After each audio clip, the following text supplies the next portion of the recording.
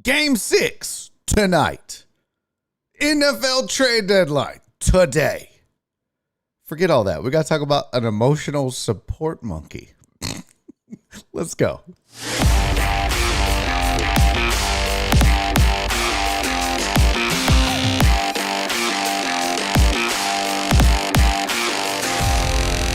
Live from the BiffNet Studios World Headquarters in Spring, Texas, it's Barry on Deck, hosted by former ESPN Houston radio host and stand-up comedian Barry Laminack, starring Oliver the Cat. Written by Barry Laminack, produced by Barry Laminack, directed by, you guessed it, Barry Laminack, featuring sports, entertainment, special guests, film sessions, and some drinking. Okay, a lot of drinking. Viewer discretion is advised. And now, here's your host, Barry Laminack. Oh, what's up, you damn dirty deckheads? Welcome to Barry on Deck. I am your host, Barry Laminack. Thank you guys for being here. Today is Tuesday, November 2nd, 2021, and this is episode number 359. Barry on Deck, as always, Barry on Deck brought to you by the AP Law Group. If you've been injured in an accident, I do not want you getting bullied by these insurance companies. They will take advantage of you. Do not get taken advantage of. Call the AP Law Group. You may not need them right now. I just literally saw somebody posting on Facebook that now they feel like a real Houstonian because they've been hit by an uninsured car with paper tags on it. And that is the most Houston thing ever. So put that number in your phone and get protected. 713-913-GO-AP or log on to aplawgroup.com. Hey, welcome to the program. Welcome to the show. Thank you guys for being here. I am excited about today. It is game 6 of the World Series. I had a very bad feeling about this game yesterday. I woke up with a good feeling. I don't know what's going to happen. I don't know how it's going to go. I'm excited about it, though. This is what you, as a sports fan, this is the kind of thing you live for, right? This is what you want to see. You want to see a do-or-die, must-win at home, all hands on deck, let's go get it kind of game, and that's what we've got.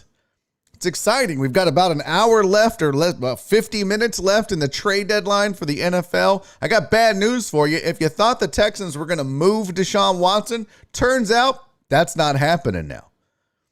Sarah Barshop reporting recently that the Dolphins have said that they're out.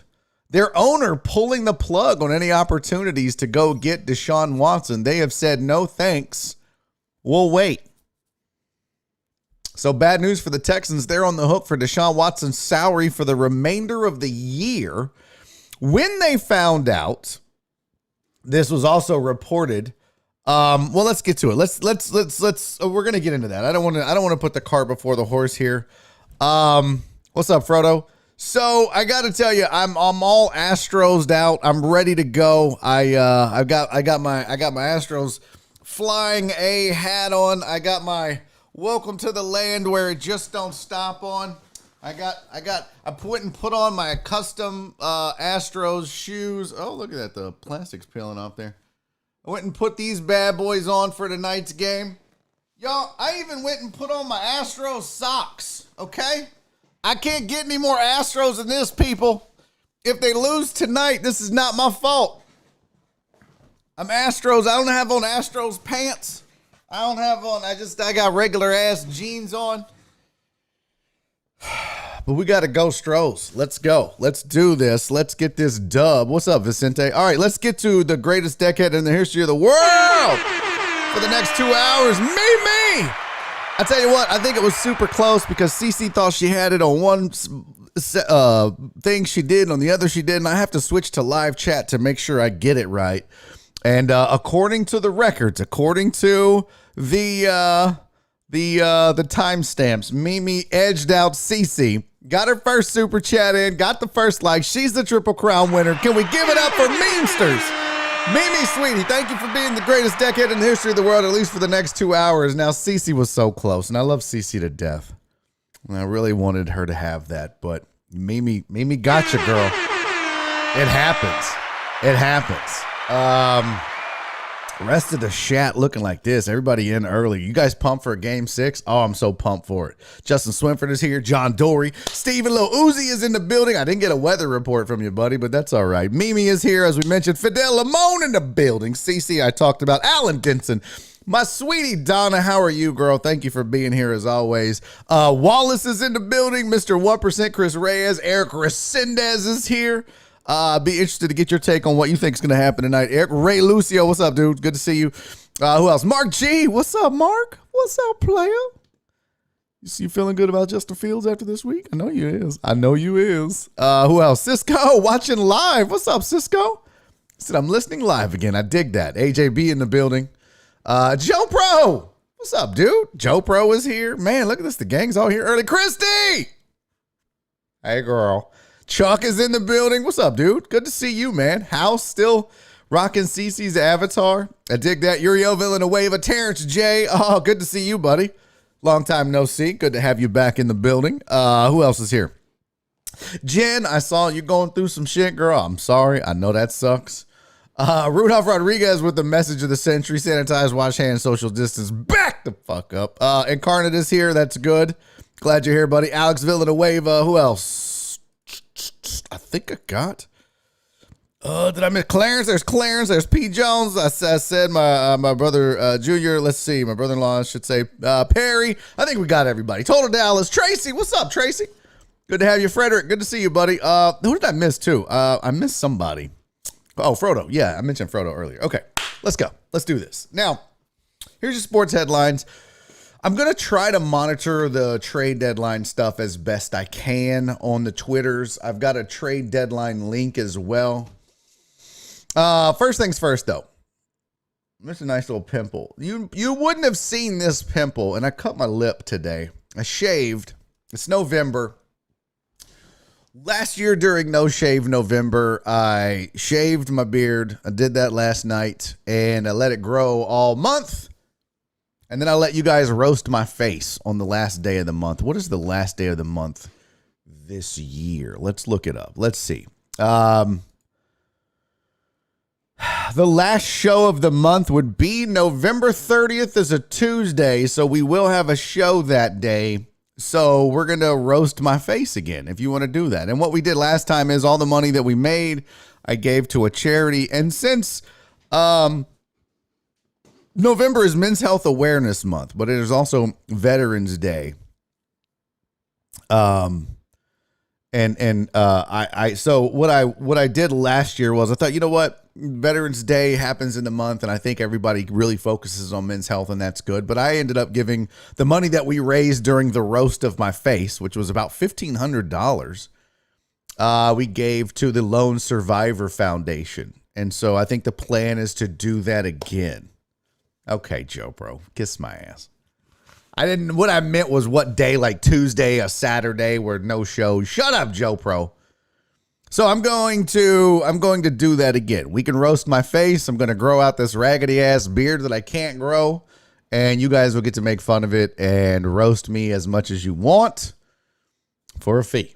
You got to send in a super chat, a Venmo, or a PayPal. I will read your roast on air. And yeah, all the money that we raise will go to a veterans charity. Either we'll do Lone Survivor again, or I'll find another one. Either way.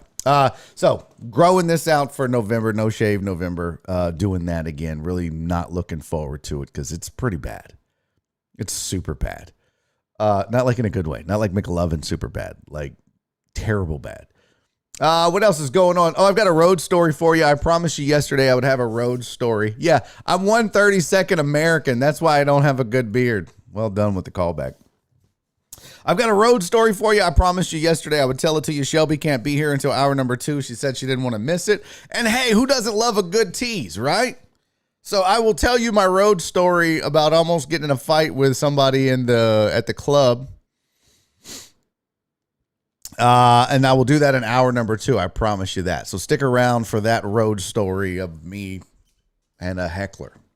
You don't want to miss it. Until then, though, let's get to some sports. We do have a lot of sports to get to, so let's not BS. I got your sports headlines for you right here. Dak expected to play. Let's go, Cowboys fans. Dak is expected to be ready for Week 9 versus the Broncos. If you didn't see, I mean, he was already warming up and going through the motions. They just felt like, you know what, let's just wait one more week and we'll go from there. And I mean, look, it's the Vikings. You didn't need to be, and now it's the Broncos. Hell, you can almost rest him again.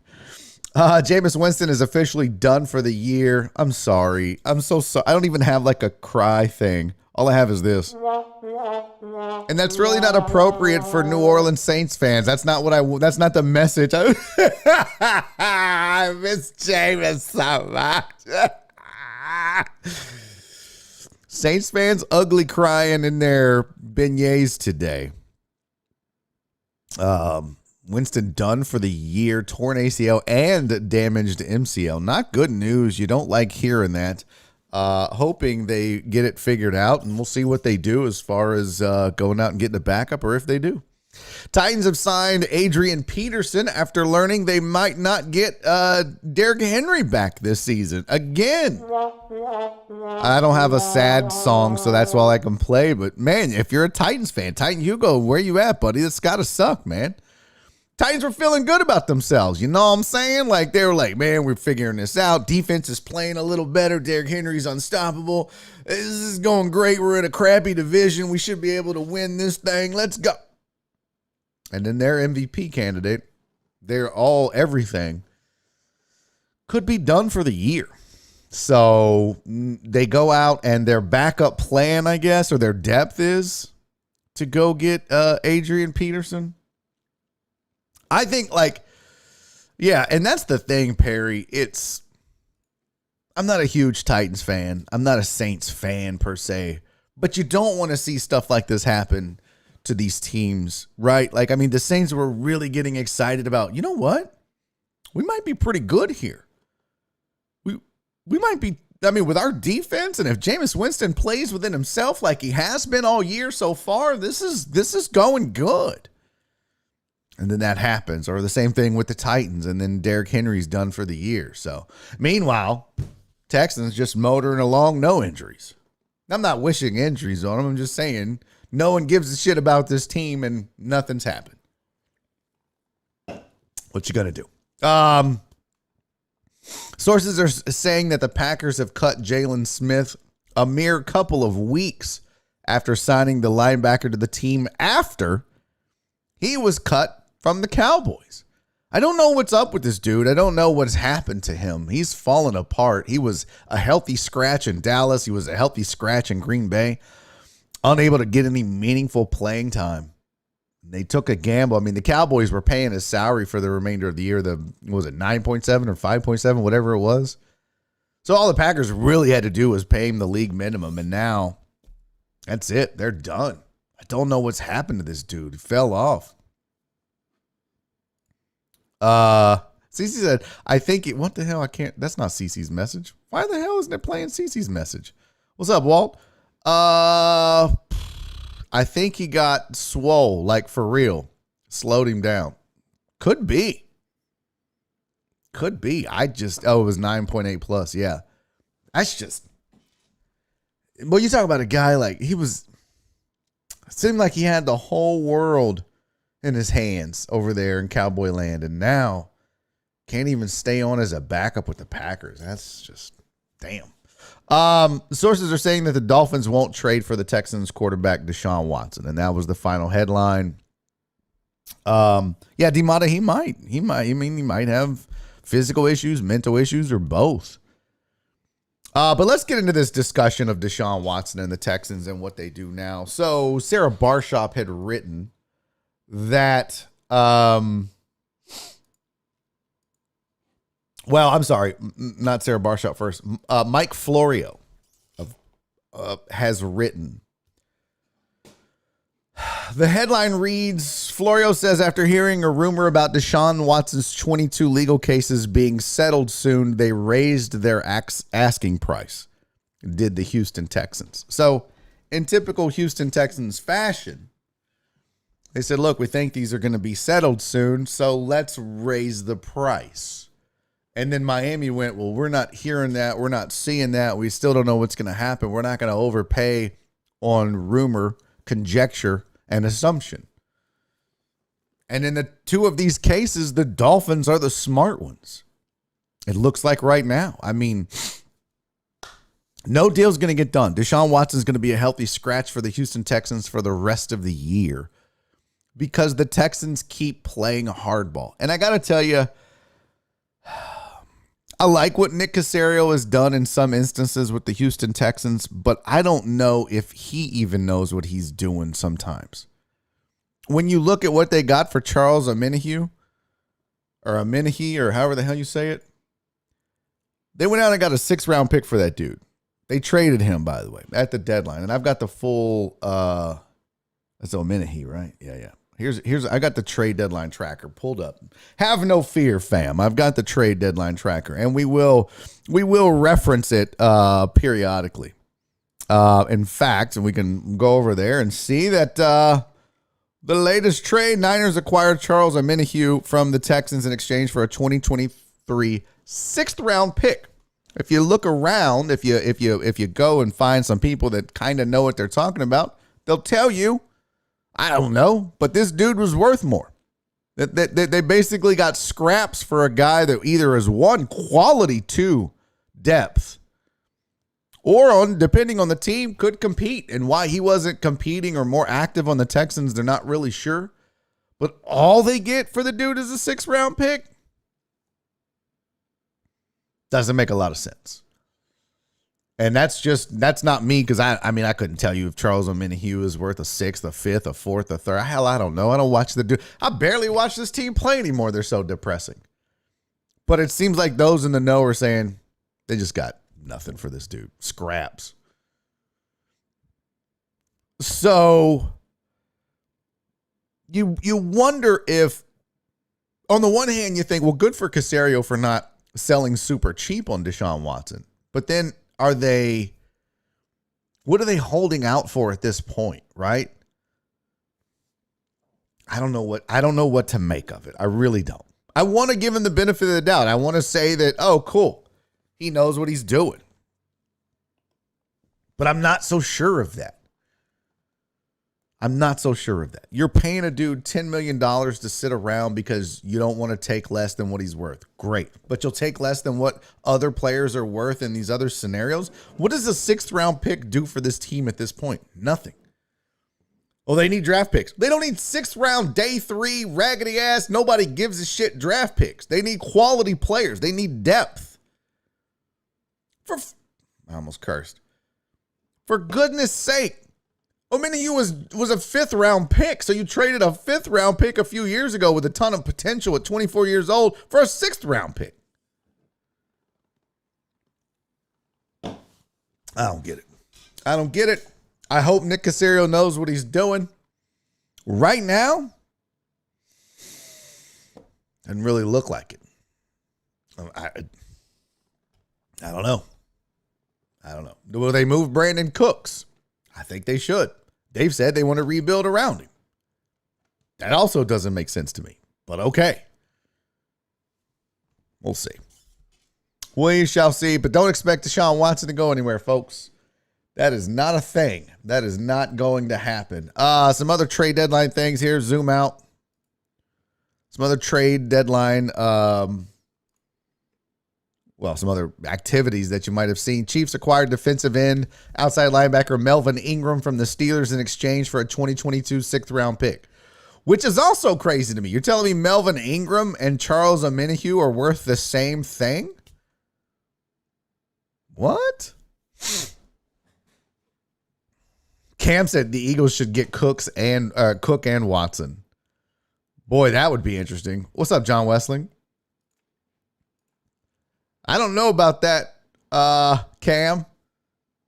You'd have to give up a absolute mint. Boy, that would, especially if it fails, you know how much that would set that team back? Yeah, you don't do both. I get you mortgage the farm for Deshaun Watson, but then you got to throw in more collateral and players for Brandon Cooks. I don't think so.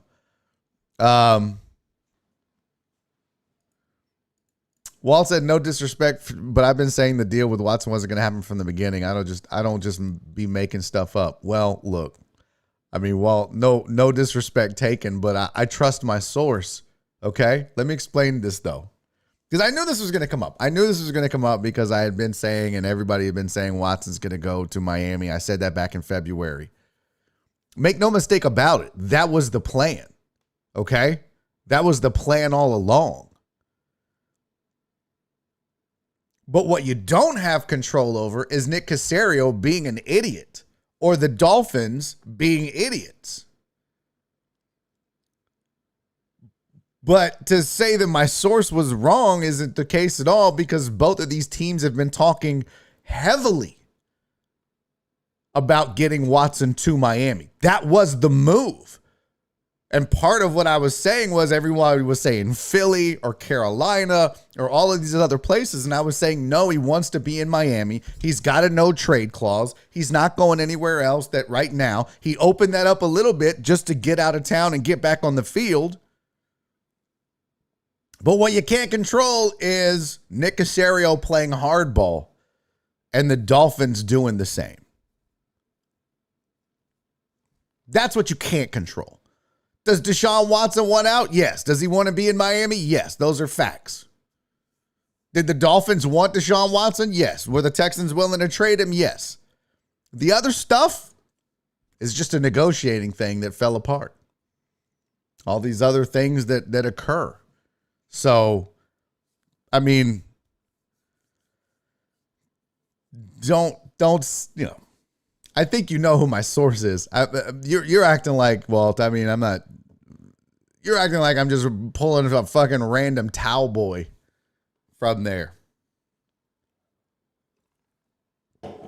Let's talk about that. Yeah. Let's get into more of these trades, because the Melvin Ingram thing too, that's kind of, you wonder what happened in Pittsburgh.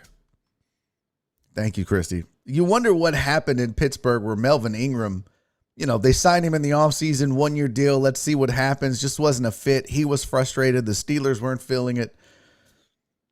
So he gets traded to the Chiefs. The Chiefs, you got to give the Chiefs credit, I guess, for trying to get better. Trying to get better on defense. I don't know. I like how White Magic comes in. Anytime White Magic can disrespect me on this show, he's gonna take that chance. I dig that. Did you talk about Henry Ruggs? No, we're gonna talk about Henry Ruggs. We are definitely gonna get to that. That's a weird thing. That's the thing, Amos. That rookie, You understand it, but did you expect it, right? Like you feel like that the Steelers thought, okay, we go out, we get Melvin Ingram. What's that dude's name? Highsmith? What the hell's his name? I forget his name. But yeah, dude, Ingram moves to the Chiefs. So empty. I don't know what that means.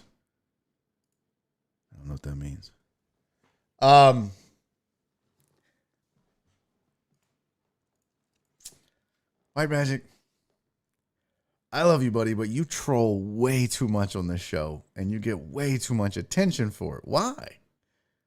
White Magic, you always have to be in conflict on this show. Always. And I love you too much to be a dick. I'm not going to do it. Let's keep going. Broncos traded linebacker Von Miller to the Rams for a 2022 second and third round pick. I like this trade for both teams. I feel like both teams won this. Like the Chiefs getting Melvin Ingram. If he's a washed up backup for the Steelers, do you really, maybe you add some depth on that Chiefs defense? But they had to get better everywhere. So it's not like this is, oh, the Chiefs are back now. They've added Melvin Ingram. This is a shot. Like this is a flyer. Like, oh, this is a flyer. Let's hope something happens. That's what that move is for the Chiefs. I mean, the Chiefs, if the Chiefs were serious, they would talk about getting Xavier Howard out of Miami. If you're serious. Kind of like what the Rams did by getting Von Miller out of Denver.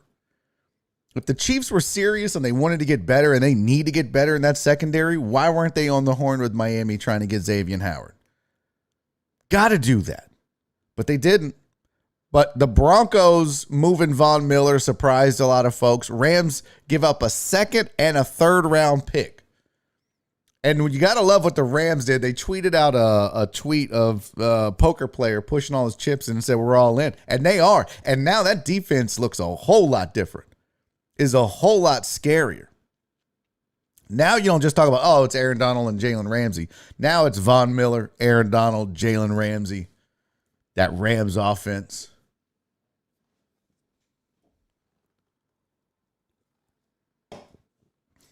It's crazy.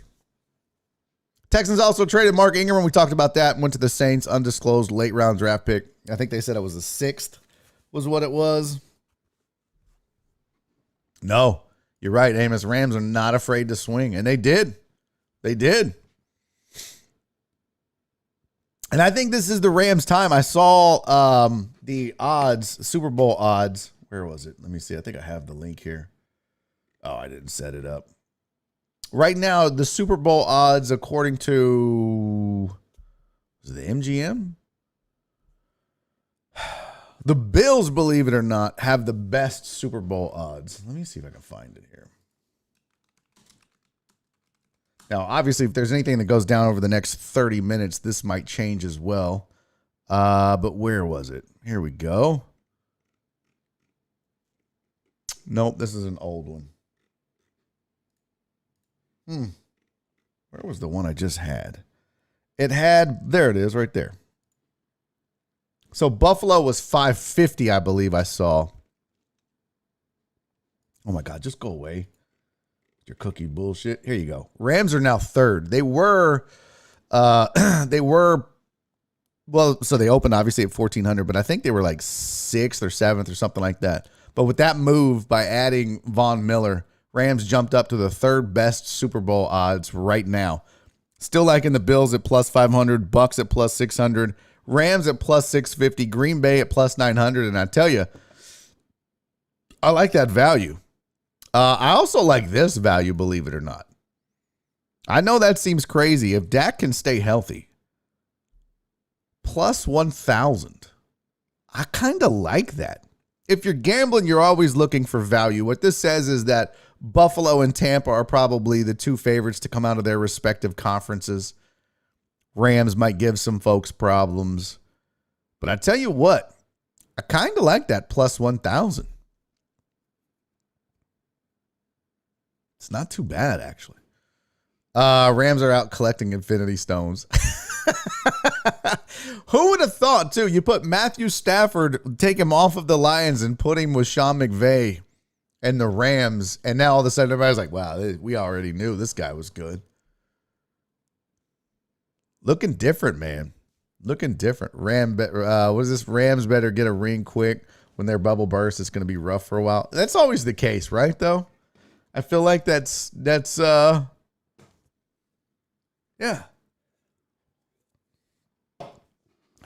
White Magic, how am I trolling? Bro, you always troll, White Magic. You can't be called out for trolling when you troll and then get mad because you were trolling. White Magic, you troll the show all the time. You know you do. And when I call you out on it, you can't be getting mad about it. Bills getting to the Super Bowl again all these years later and losing would be the funniest thing in sports history. Amos, don't put that evil on them. Why would you do that? Why would you put that evil on them, man? Zoom out. That's not cool. That's not cool. I'll be honest with you. This is one of those things where the Bills chug along all year. And yeah, exactly, Justin. Michael, you're the king of the trolls. Don't play silly. Exactly. Like, if you're going to troll. But when you get called out for trolling, don't get mad because I called you out for trolling.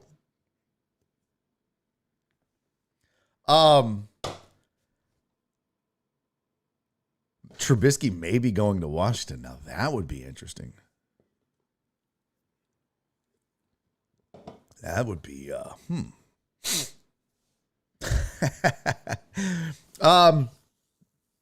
that tells you what Washington thinks of Heineke versus what he thinks of himself, if that's the case. When are we going to see Fitzpatrick back, by the way? Is that something they still believe in? Washington at this point is just fighting for a wild card I don't know if I would give up something in trade to get Mitch Trubisky. I don't know if I would make that move. Lots of interesting stuff going to happen, though. We got about 23 minutes left in the trade deadline. So I'm going to keep that tracker open. We'll keep it updated. If you guys see anything from any of the talking heads in the NFL, let me know. Clarence said if somehow the Saints make it to the playoffs, Deshaun Peyton should be coach of the year. Well, that and his defensive coordinator. Because if the Saints make it to the playoffs at this point, it's going to be because of their defense. I'm still... why not go get Andy Dalton? Oh, is my breaking news horn ready to go? Oh, shit. Where's my breaking news horn? Oh, my lamb bomb? I thought I had... I don't have my breaking news sounders. Damn it. Let's see. Break, show, intro, break, doing dope. Yeah, I don't know where my damn audio for my breaking news is. I gotta go. I should get one, huh? Let me see. Hold on, I might have something over here. Let me check the assets folder. Audio. DJ Horn, doing dope. Oliver's meow. That's nothing. Show drops. No. Oh, there's a breaking news sounder right there. Let's see. Oh, look.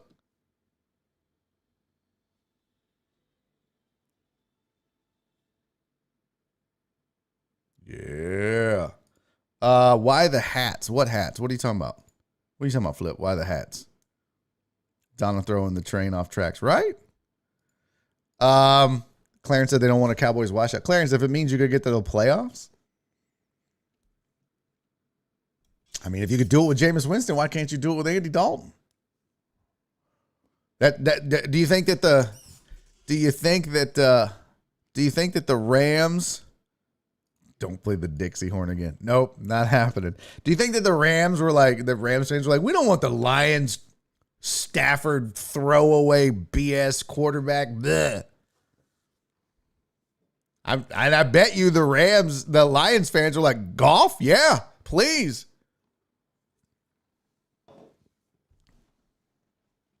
So, oh yeah, just getting prepared for 3 p.m. Thank you, Don. I've got it now. I've got it. I can hit it. Can you guys hear this? Did y'all hear that? I don't think you guys heard that, did you? Did y'all hear that breaking news sounder just now that I just played? I don't know if you did or didn't. I hope so. Sean Payton. No, you didn't hear it? Damn. Let's try this. Can y'all hear this? No, I didn't hear that. Oh, that was loud. Yeah, that was super loud. How come you didn't hear this? That's such a disappointment. Okay, well, this one will work. There we go. All right, that works. We'll go with that one. I'll have to just play it manually, I guess, if we get any breaking news on the trade deadline. Okay, let's get to some shit here. We got to talk World Series Game 6. I want to talk a couple more things NFL related and get those out of the way. We'll do Game 6 of the World Series in hour number 2. Plus, I'll tell you my story from the road about a heckler that wouldn't leave me alone and waited for me after the show. We'll get to it, I promise. It's pretty crazy. No, we're not doing the General Lee Horn flip. Daddy learned his lesson on that. I had no idea that was so ugly and awful. We're not doing that again. That sounds like a draft pick is coming in a little bit incarnate. The Texans pick is in. Texans take Brock Osweiler. So let's talk a little bit about Odell Beckham Junior and his dad. I don't have the video. It doesn't matter. If you didn't hear about this, Odell Beckham Sr. made a video. A 13-minute video, was it? I don't know how long it was. But he made a video of his son, Odell Beckham Jr. That's how senior and junior works. Being open. And Baker Mayfield not throwing to him or missing him on throws. What are we doing? What are we doing? And his tweet, he sends out, Odell Beckham Senior said, generally behind the scenes. Or generally behind the scene. But not today. Hashtag I'm a father before anything. Hashtag my twin. Hashtag my ace. Hashtag Maya 1. Hashtag I'm hurting for real. Hashtag playing hurt. Hashtag I hurt for him. Hashtag this really hurts. Hashtag very hurtful. Hashtag disrespectful. Hashtag when I hurt, the hurt I know. No W. Hashtag I love Cleveland like I love home. Hashtag I love my son Mo. Hashtag 7-Eleven. Hashtag open. Hashtag 24/7. Hashtag all love. Hashtag Beckham legendary. Pray emoji. Strength emoji. Eyeglass emoji. Emoji. Emoji. 100 emoji at OBJ. I feel like reading the tweet was way better than showing it. If my dad were to ever tweet some shit out like this, I can't tell you how quickly I would be in his inbox or on the phone with him telling him, delete that garbage ass tweet. What are you doing, bro? I don't need you. Jen, just too much. Just too much. I don't need you out here embarrassing me by making videos, making my teammates look bad. You just make me look worse than I already am. OBJ is a hell of a receiver. And if you watch the video, sure, he's open a lot. But let that be something that occurs behind the scenes. Don't go putting all that message out there in the open like that. That's embarrassing, Pops. Slow down. Slow down, Pee-wee. Do I have that? I thought I had that. Ah, shit. Oh, it didn't fire off. God damn it. Slow down, Pee-wee. There we go. Slow down, Pee-wee. Slow down, Pee-wee. It's embarrassing. It's literally like, dude, like, we get it. Your son's a good wide receiver. We get it. Baker Mayfield not having a good year. Expectations were very high. We get all that. But do you understand what you've done now to the chemistry what little chemistry they might have had? I'm going to tell you right now, if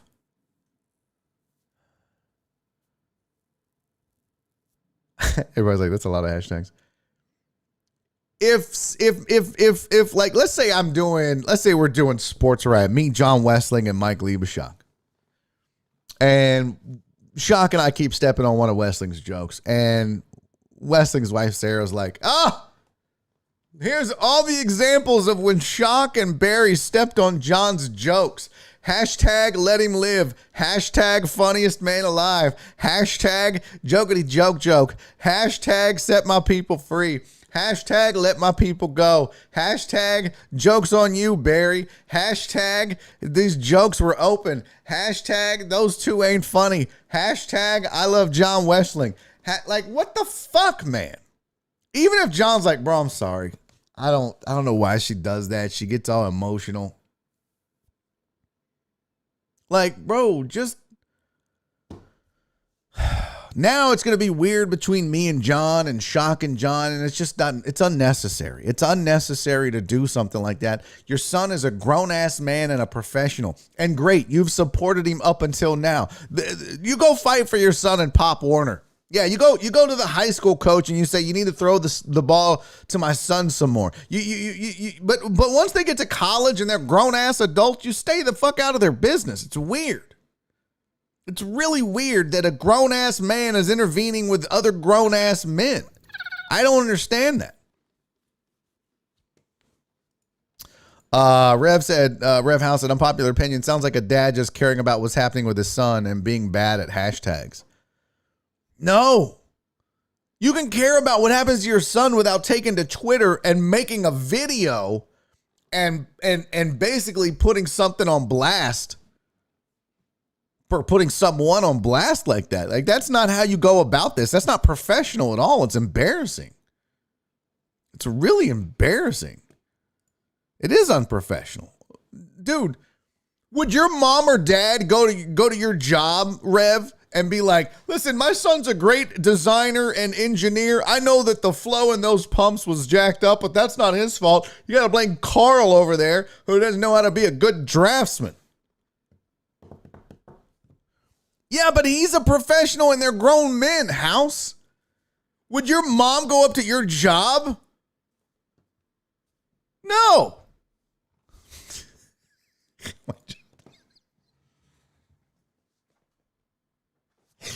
You are such an asshole for that. Yeah, your dad, well, I mean, your dad's not in your life, but if he was, he wouldn't go to your job because you're not getting a fair shake.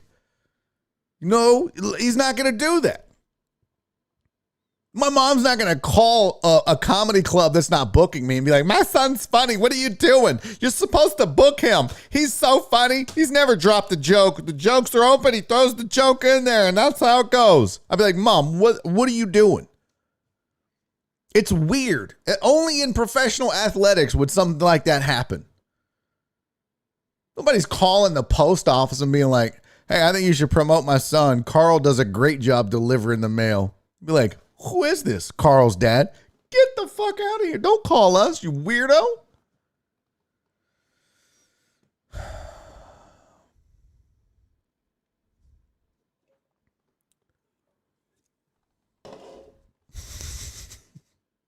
That's probably true. Ray said if my dad was still with us, he would stab somebody. Probably true. Oh, Cece, you going to come out to the show Thursday?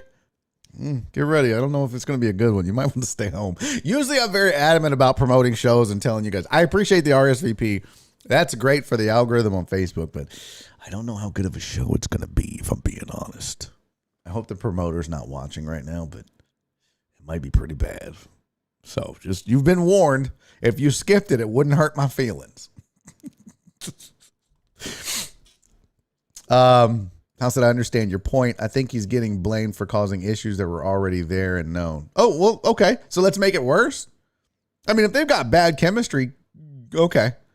But this certainly isn't helping the matter. Like, dude, great. Be a dad. So tweet out, I love my son. I'm proud of my son. But that, making videos and all them raggedy ass hashtags, it's just a bad look, man. You got to let adults be adults and stay out of it. It's just, I don't know. Yeah. Incarnate said he wasn't hired. I don't recommend anyone do that with their kids. Just a bad look. Maybe this is part of the plan to get him out of Cleveland. But again, let me ask you this, Amos. Let's assume that this is his dad. They're like, look, let's get you out of Cleveland. You go make this video. I mean, hell, Odell Beckham Junior might have made this video himself or his people. They're like, who can tweet this out? My dad will do it. Cool.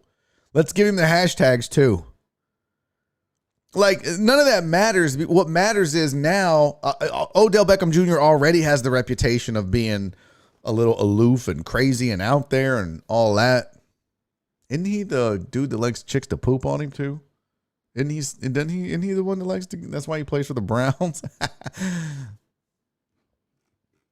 I just feel like, man, look, if I'm a team, I don't want that dude on my. Now I got to deal with your dad. I saw somebody mention LeVar Ball. No thanks, fam. No, thank you. If things aren't going to go your way, your dad going to make a video about us too? No thanks. Not worth the headache.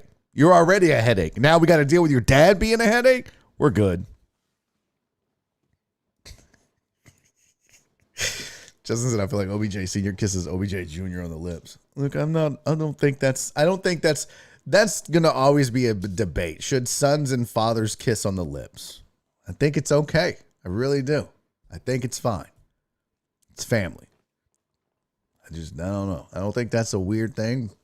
Maybe some of you do. Somehow that OT game between Cleveland and the Chargers ruined both their seasons. That's true, John. Joe Pro. After whatever trade, OBJ is going to peel off his mask. It's Terrell Owens. That would be funny as shit. All right, let's get some other stuff. It's 2:52. We got to get to some other things here. So let's see. I got Deshaun Watson in there. Oh, there's the Rams tweet. I even had the damn thing. That's when they went all in. Going out and getting Von Miller. There's their little tweet where they said they were all in. I got to talk about this for a second.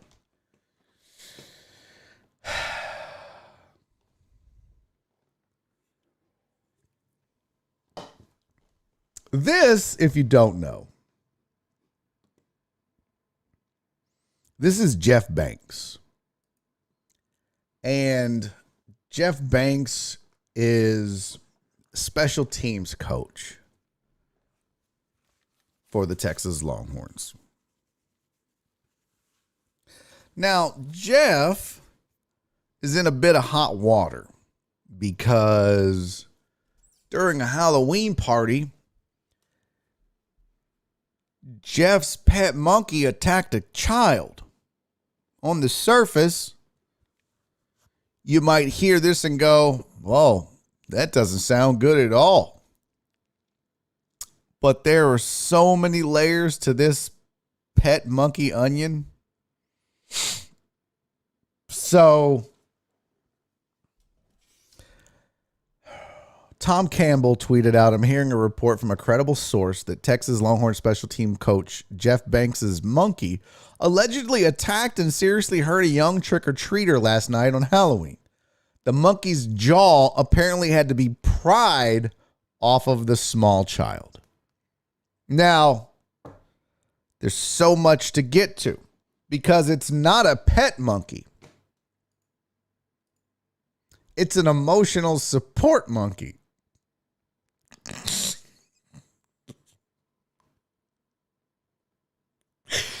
Who's out here with an emotional support monkey?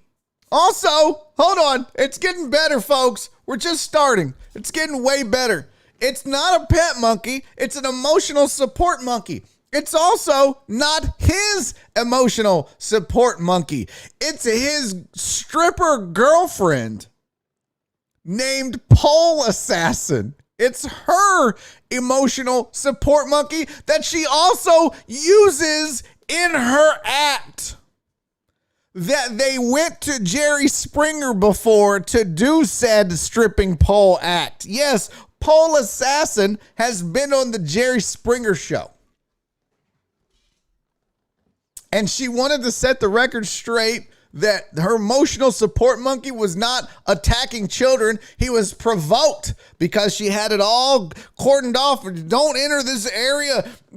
Don't pet the emotional support monkey because it's my emotions that he's supporting, not yours. And he's liable to tear your goddamn face off like a howler monkey, like an outbreak monkey. Don't go near the monkey. And then some raggedy ass kid at a party disobeyed the warning signs and went back there and tried to touch the monkey. You don't touch nobody's monkey unless you're invited to touch their monkey. You're out here touching monkeys for no reason. You get your face bit off, kid. That's what happens.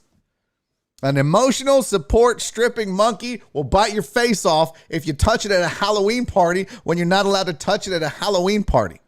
By the way, I learned, because I didn't know any of this, I didn't know who the fuck Jeff Banks was, but apparently he left his wife and kids so he could be with said stripper named Pole Assassin. He left his family to be with Pole Assassin.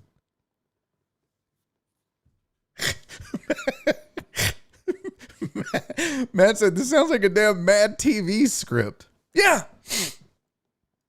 That's what, damn it, I want to, another win for Texas. Pole champions. Dude.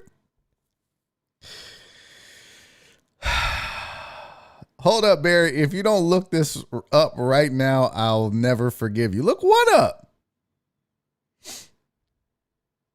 Look what up.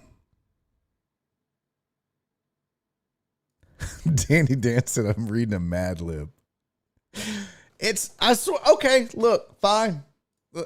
You want me to look this up? You want me to prove this to you? You think I'm making this up? Here we go.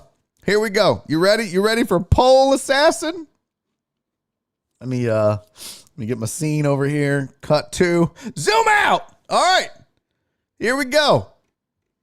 This is, you cannot make this up. The Longhorns just hired Jeff Banks, who left his wife and kids to be with a stripper named Pole Assassin, who has been on Jerry Springer and has a pet monkey, who is an emotional support monkey.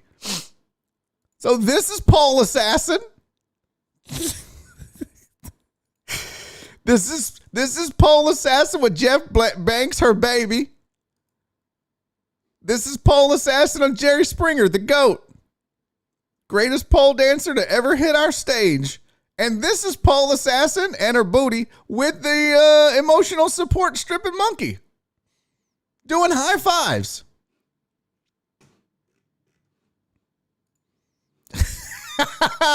Her real name could be Sunshine.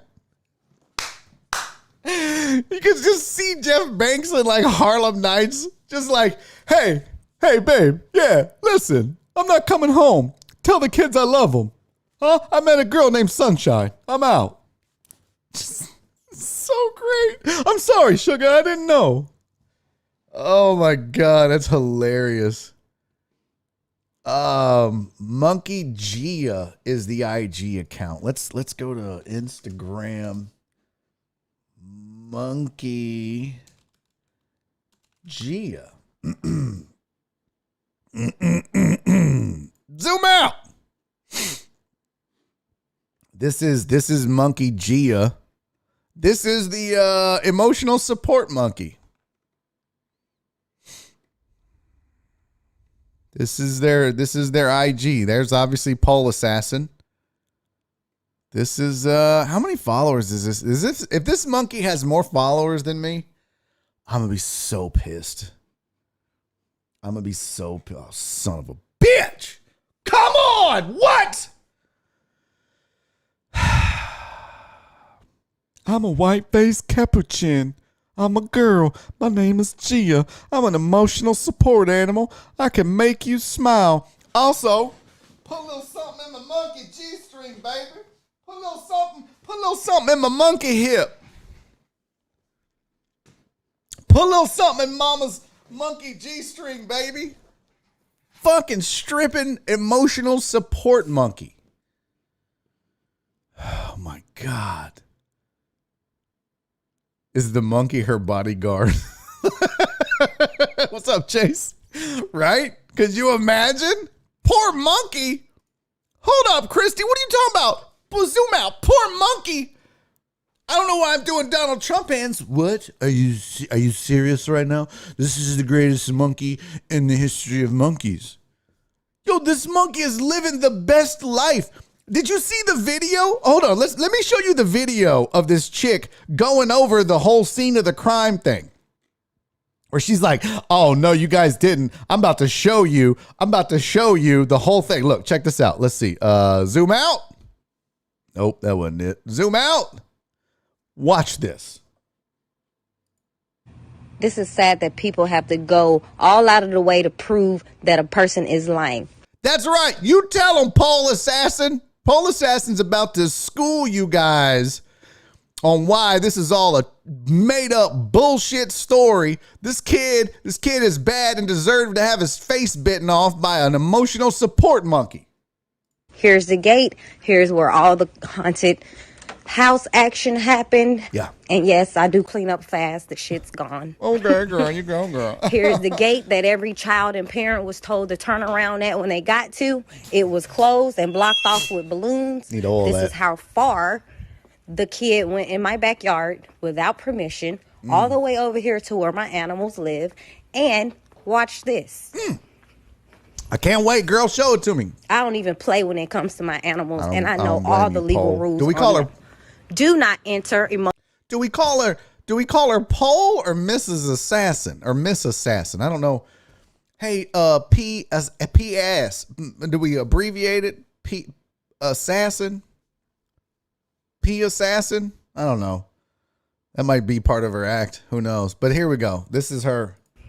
I don't even play don't when even it comes play. to my animals, and I No. know all the legal rules on them. Good for you, girl. Do not enter Do not emotional enter. support animal. No Emotional touching. support monkey, no touching.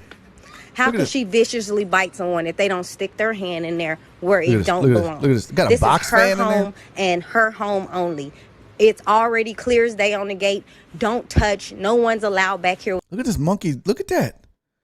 Did you see this shit? This monkey's got a better setup than most homeless people. This monkey's living high on the hog. Look at that shit. Uh-oh. What is that? Get down. Get out of here. Do not enter Do not emotional enter support emotional animal. support No monkey. touching. How can she viciously bite someone if they don't stick right? their hand Come in there on. where it don't belong? This is her home and her home only. Get It's your shit already together. clear as day on the gate. Get your shit together, people. Y'all don't come out here blaming these monkeys. That monkey didn't do a damn thing. You just know that Jeff Banks is like, bitch, I told you, don't bring that monkey to this house. Nothing good comes from having a monkey in the backyard. Name one positive thing. Michael Jackson's had bubbles. That didn't work out too well. Nothing good comes from keeping a monkey in your backyard. He's like, please don't bring that monkey over. I'm already catching enough heat because I left my wife and children for you. Pole assassin. Please don't. Do we have to have the monkey? I have to have my monkey. It's part of my bit. It's part of my skit. It's part of my stage. Mimi said she has a point. Rev says that kid deserved it if he went that far. That monkey is living large. And Carter said, okay, so OBJ's dad isn't crazy. This chick is. I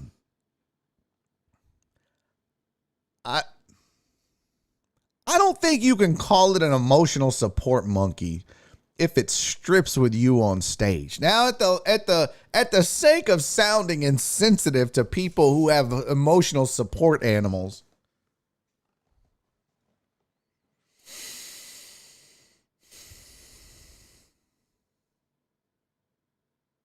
I'm not gonna say it. I'm not gonna say it. I'm not gonna say it. This Chain said, fuck that. I'm going to buy me a monkey right now. Especially if you know one, they can defend your home. Somebody breaks in and starts attacking people's faces.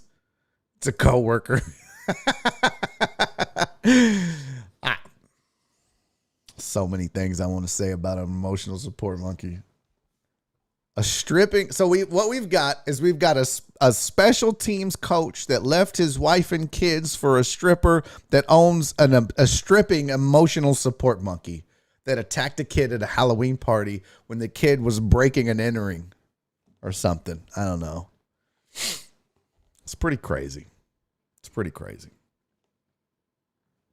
So, all right. Well, there's your emotional support monkey update. It's got 8,000 followers on Instagram. I picked up 15 this weekend. So life's going good for me, guys. All right. Let's take a quick break. I got to pee. I'm going to grab me another Diet Coke.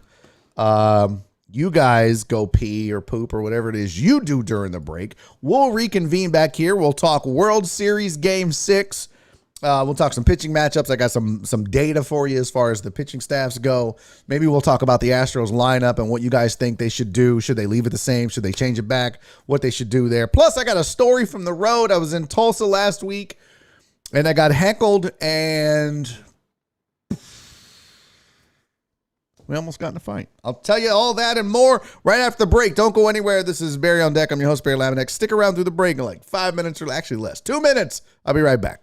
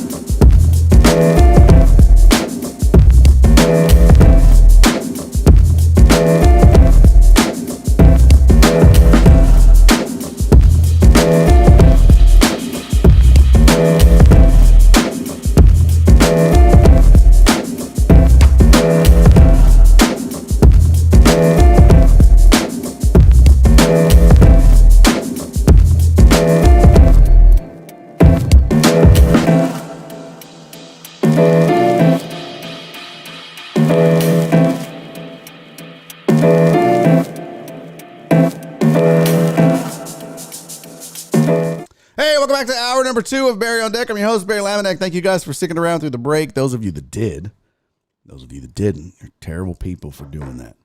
Terrible people for leaving. Hey, real quick, I want to tell you guys about Dan's Seafood and Wings. If you are looking for the absolute, by far, hands down, no questions asked, no arguments necessary, best seafood in the city of Houston, look no further than Dan's. Dan's is the best. I'm telling you, when their crawfish was in season, Cece would go there like 2-3 times a week to get crawfish. That's how good their crawfish was. It's amazing.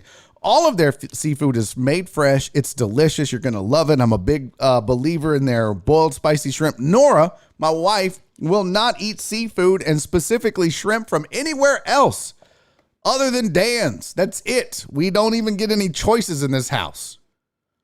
That's it. It's Dan's or nothing.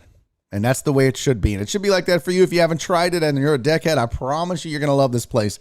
Every deckhead that is gone has loved Dan's Seafood and Wings, and I think that will be true for you as well. So give them a shot. 2 locations for you. One on the southwest side on South Gessner. One on the northeast side on Uvalde Road. That is my home Dan's, I guess you could say.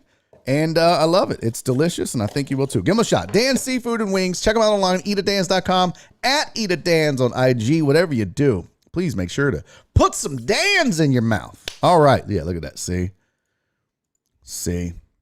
That's right, Fidel. Put some Dan's in your mouth. Tracy said that kid was trespassing if he went that far. Well, that's probably true. Fidel, read my mind, buddy. Read my mind. All right, so we've got a birthday that I didn't get to at the top of the show. Get your shot glasses out. Barry, don't you have an emotional support Spencer? No, I don't have an emotional support cat. I don't have those kind of emotions. I'm dead inside. This is why I drink that. Well, we got to raise a toast, raise a glass to my boy, my dude, my ace, Christian Alonso. Happy birthday, Christian. I hope you have a fantastic day, my friend. I hope you get some roadhead or a hand job or whatever it is you're into, buddy. Here's to you. Here's to the Astros getting you a Game 6 win on your birthday, my friend. But have a fantastic rest of the day, dude. Cheers. Thank you for the support and happy birthday. Let's go. All right, now.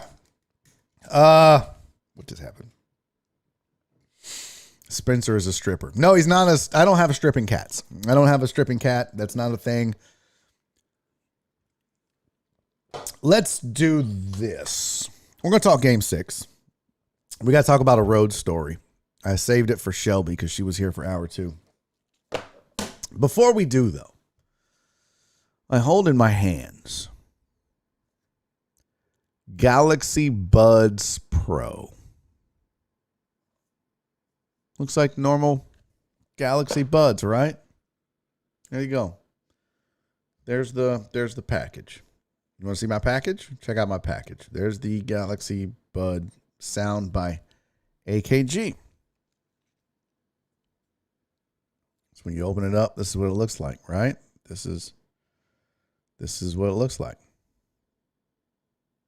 Focus. There you go. This is the buds. This is what they look like. Well, see the little light works when you do it. My wife got these on DHgate for $25. House said Galaxy Buds are legit. Well, Spencer's the scratching pole assassin.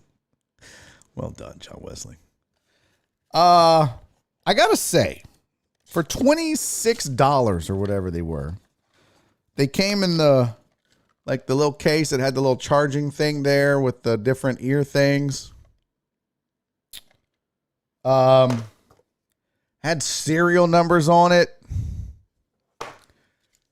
Now, where you really start to see it fall off is the quick start guide. Because the quick start guide is obviously not a Samsung quick start guide. It's just something they put together. There's no mention of Samsung on the quick start guide at all.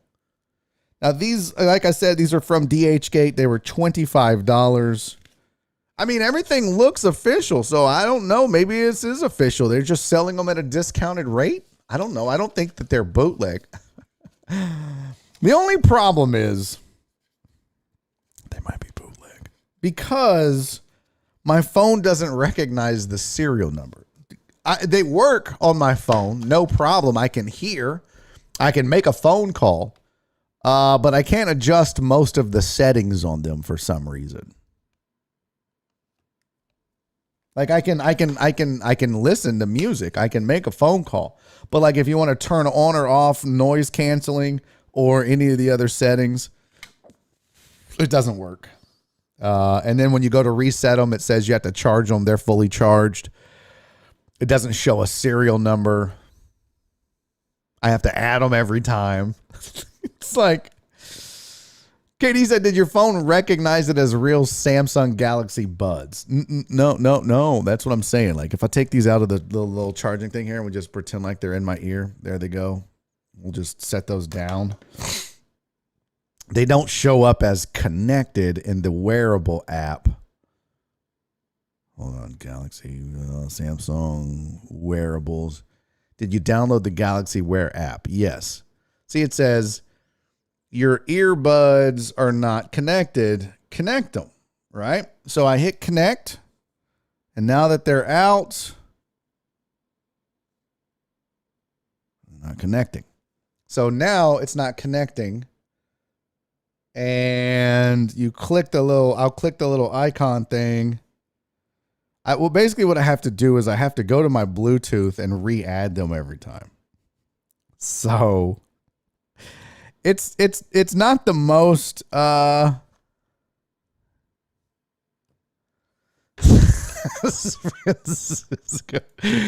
Francisco said I got some Samsung buds.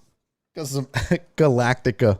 Some Samsung Galactica earbuds. Those aren't Galaxy, they're Galactica. I mean, look, all I really needed them for was to lay in bed and be on my phone, drive around, and talk on the phone. It's whatever. It was worth it, and it was worth the shot.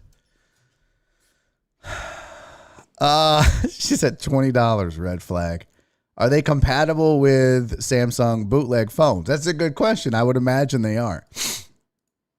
Mark said Anchor Soundcores A1s are $50 and they're great. DHgate earbuds are only compatible with trap phones. Okay. Incarnate said, what are some good cheap earbuds? So there you go. Mark G had one for you. Demata says return them. I don't think that's how DHgate works. Demata, I don't think you can return bootleg shit to a bootlegger. Hey, bootleg guy, I'd like to return these bootleg ass earbuds. The sound is good. I mean, they look like the originals, I guess. I don't know. I don't have an original. I don't know how to get this to focus here, but I mean, I guess they look like the original. Shit, I don't know. They sound good. They don't say Samsung on the earbud. That might be a red flag warning as well, that they just print up some packaging. I don't know. But no, they don't get recognized by my phone, so that's not great. Oh well. What you gonna do? They sound fine. That's the point. Are Nora's buds still working? Yes. Absolutely. They still work great. Like White Magic said, those AirPods. Yeah. Did you get yours from DHgate White Magic, or did you buy the legitimate ones?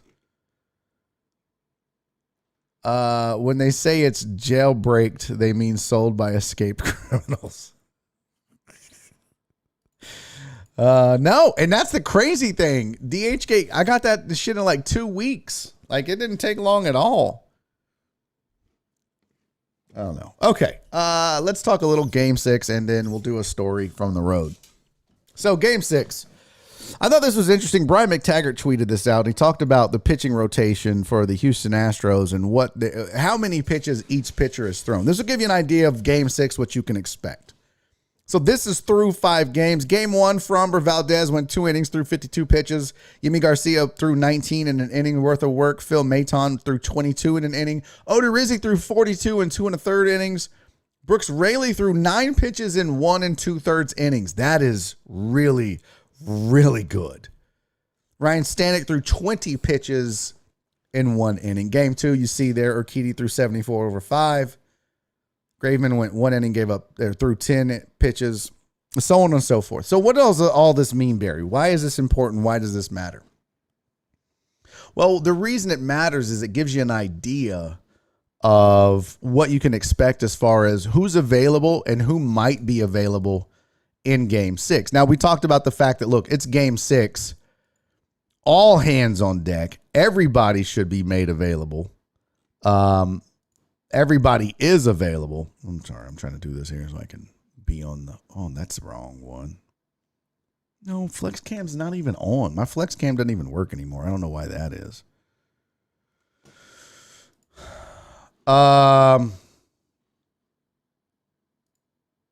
So here's the thing. I need to move myself. Where can I move myself? Hold on.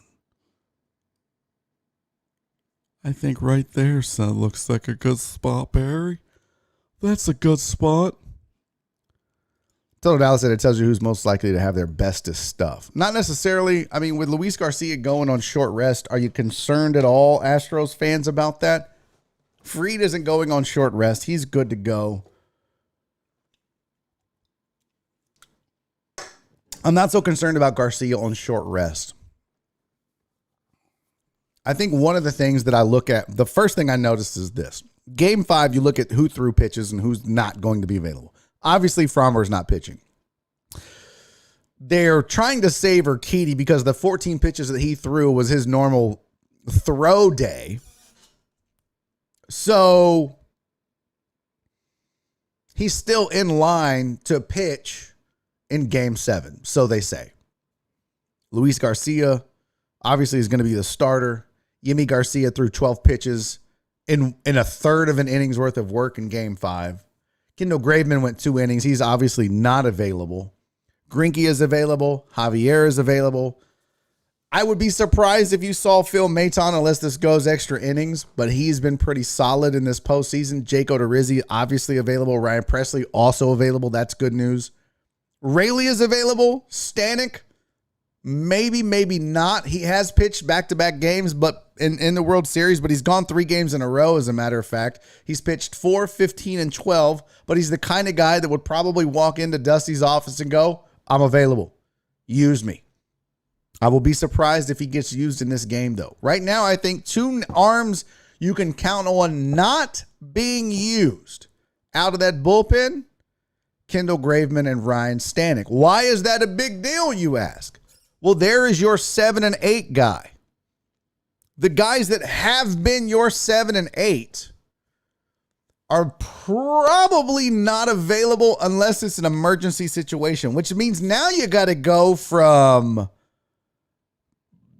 Phil Maton maybe pitching a 3rd game in a row, but he had 29 pitches. So now who is it? I mean, when you look at this bullpen, when you look at who didn't pitch in Game 5 and Game 4, because Maton pitched in Game 4 and 5, Stanek pitched in Game 3, 4, and 5, Brooks Raley had some rest. He's probably now your 7 or 8 guy. That's a scary situation. Ryan Presley, obviously your closer. You're going to ask him to go out and give you 2 innings maybe, a la Kendall Graveman giving you the 8th and the 9 in the last game. So Presley is probably going to get you 3 to 6 outs, right? Which means now Brooks Raley is your setup guy. This is a bad deal for the Astros. They're in a bad way pitching-wise. I tell you, man, no Lance McCullers has really... Why the fuck am I getting spam text for win a free PlayStation? Bro, fuck you. Block. Oh, I can't stand spam. Boy, if I had 5 minutes alone with everybody that fucking sends spam.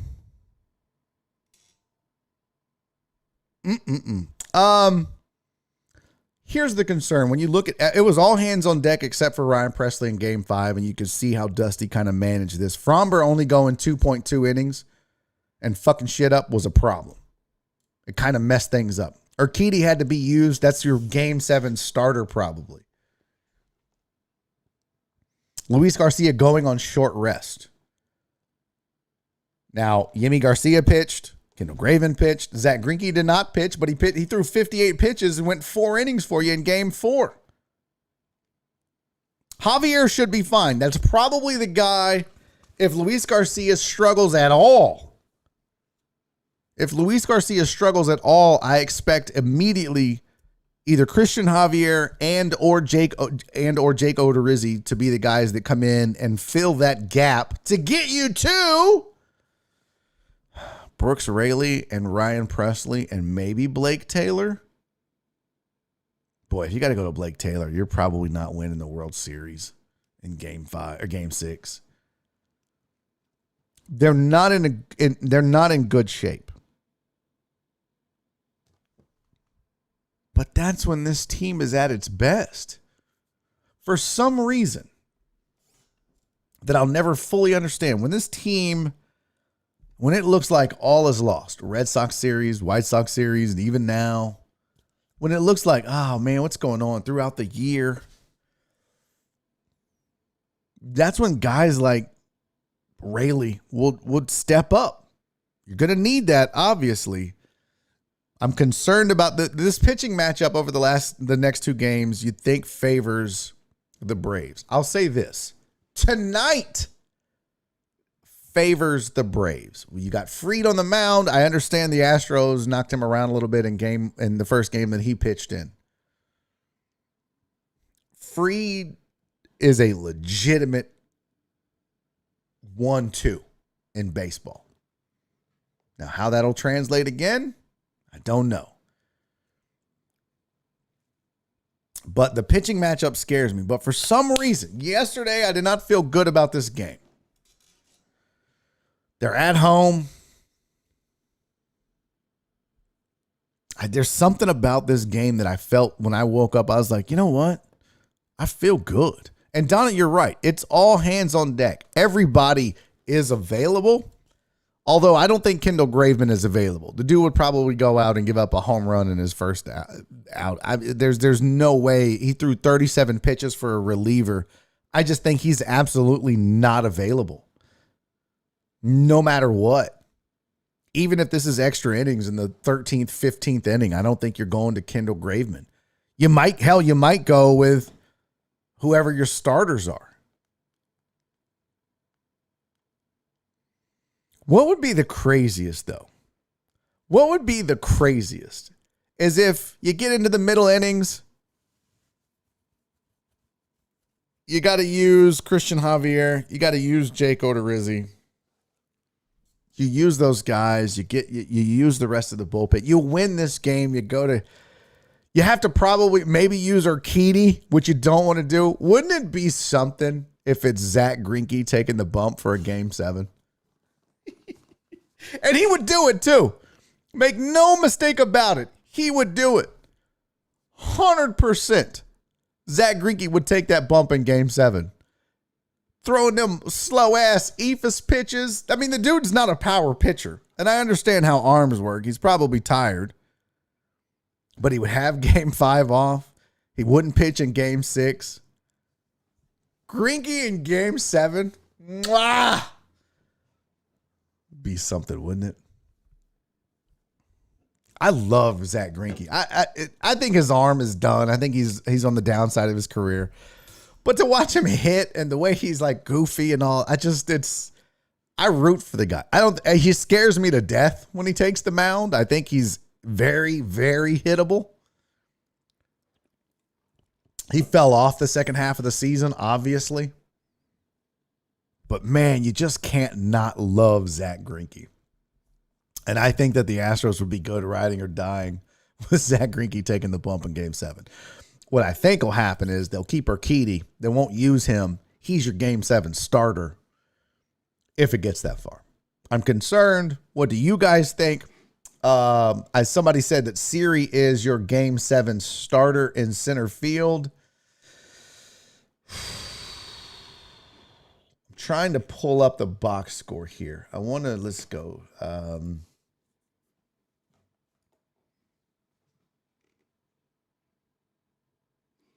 There we go.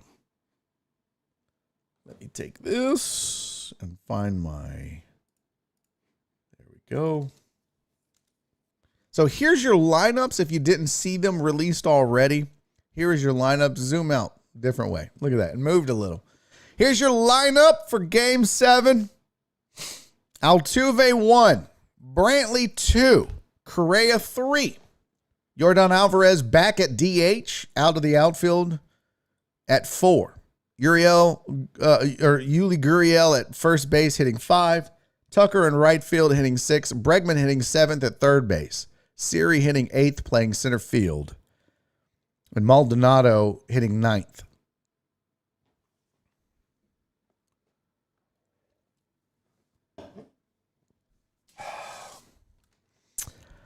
I tell you what, I understand why Dusty does it this way. I got to take this hat off. I don't care if my hair is a mess, but I don't give a shit. My head is itching like crazy.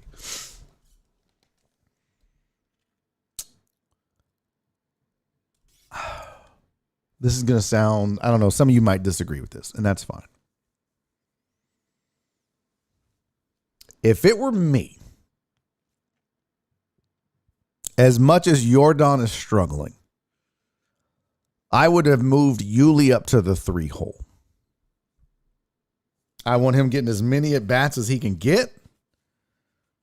And I know you want to go left, right, that's fine.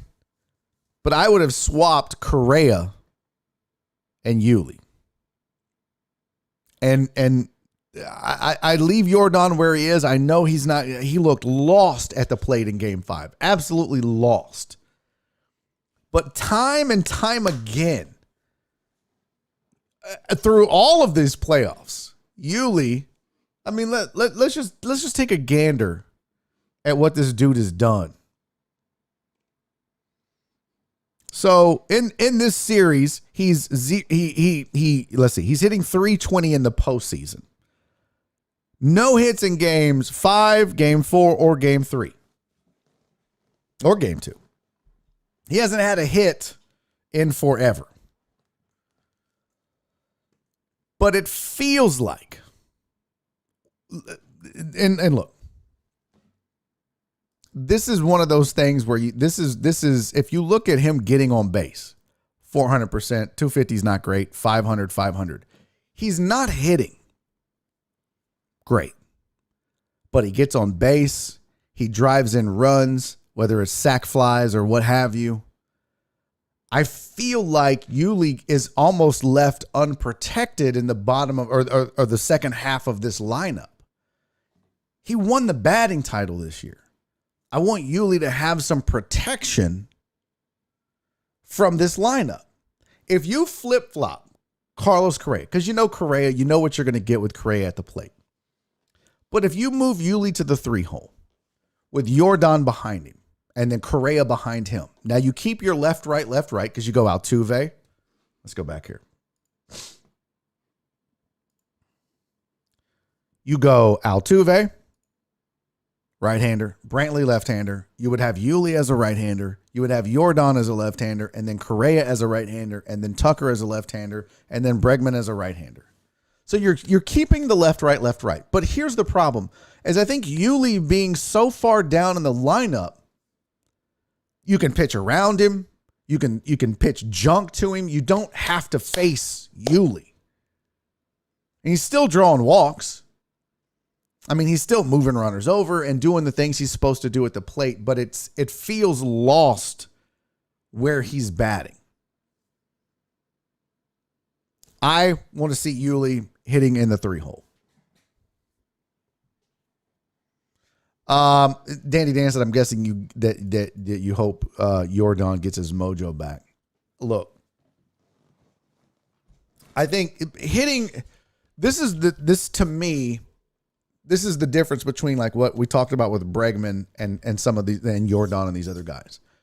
When you watch Bregman's body language, when you watch his reactions, like Bregman's not just in a slump, he's lost, and I just feel like there's something, I don't know what it is. It could be an injury, it could be a mental thing, but Bregman, I said broken. I think he's broken. Jordan's in a slump in this series. They've figured Jordan out. And they're like, bro, we're not throwing in the strike zone to you. So now Jordan is having to expand his strike zone and chase pitches out of the zone to even try to get a hit. 3 pop-ups to left field in a row before striking out in game 5 or game 4, whatever it was. Jordan needs to shrink his zone back down and make sure that, look, if you want to sit fastball. But right now he's chasing. And he's in a slump, a mini slump. And that's going to happen. Yuli, you saw his numbers. So I think there's a difference between what Yuli's going through or what Jordan is going through and what Bregman is going through. And to me, if you move Yuli up, and you know what? Even if you wanted to switch, right? If you wanted to flip some other guys around and put some protection for Yuli. But I think